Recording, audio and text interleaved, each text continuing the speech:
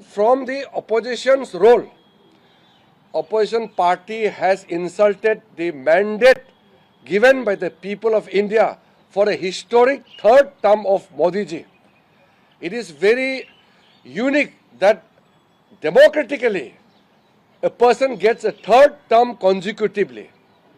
When the people of the country have already given their mandate, let us work for the nation. Prime Minister Modi ji has given a clarion call that our politics is over with the election. Now devote our time for the nation. दल नहीं, देश के लिए जीना है, देश के लिए काम करना है 5 साल के बाद फिर से चुनाव जाएंगे, तब राजनीति करो. That is what Prime Minister Modi ji has made an appeal. Yesterday, all the opposition parties had done two things. Number one, to insult the mandate given by the people of the country and to insult Prime Minister's historic third term. The third term is a unique opportunity for anybody in a democratic setup.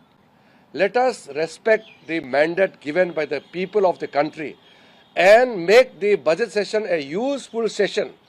I would welcome all important suggestions and comments on the budget.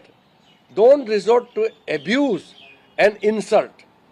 Yesterday, the only thing the opposition people who spoke on the floor of the House had resorted to insulting the Prime Minister and also insulted the mandate given by the people of this country. So, with the beginning of second day of the budget discussion, I would urge everybody to speak on budget and don't resort to any kind of unparliamentary conduct and speeches which will demean their own position and the standards of the parliament. People of the country want to see healthy debates and discussions on the floor of the parliament. Let us respect the mandate of the people, and people of the country will not tolerate the mandate given to the Prime Minister Modi's third term. It is the mandate of the people of the country. If anybody tries to insult the people's verdict, people will punish. But that we will do in the election time. This is not election time. This is a budget session.